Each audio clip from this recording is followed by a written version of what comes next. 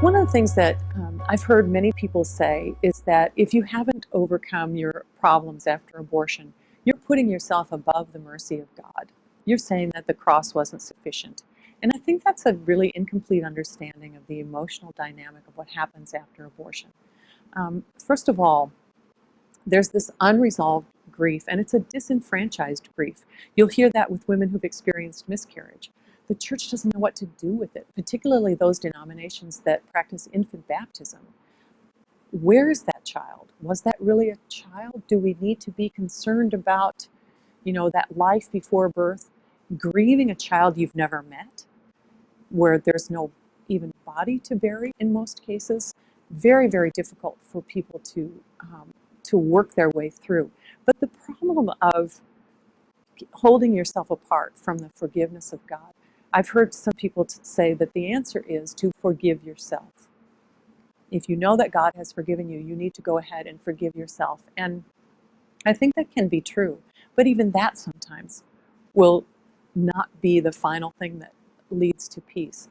And in my case, what I think needed to happen was that I needed to accept exactly who I was. At the center of my choice for abortion was a moment of cowardice, because I hadn't reflected on it as moral decision making when I went in to make the appointment, and even when I went in to have the procedure done.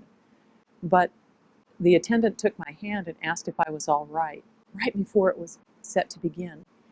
And I believe the Holy Spirit came to let me know that it was wrong in that moment, because I hadn't, as I said, I hadn't reflected on it. It was just desperate, problem solving.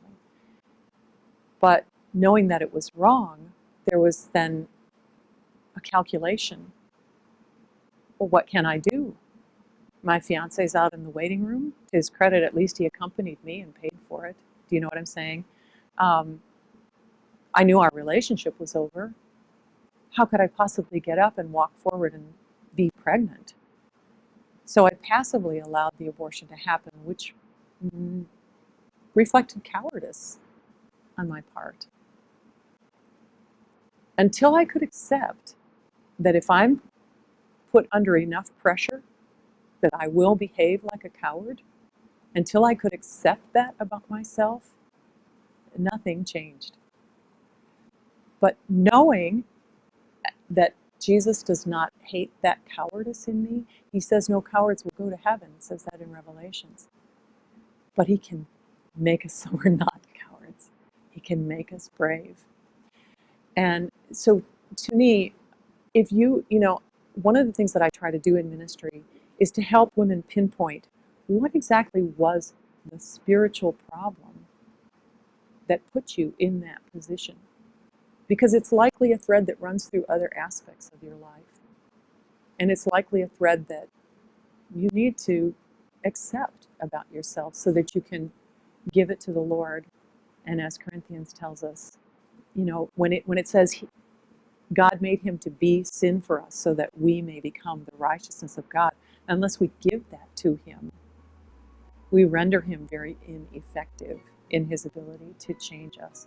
And so I think that very deep self-acceptance is important, to be able to truly come before God without excuse and say, this actually is who I am.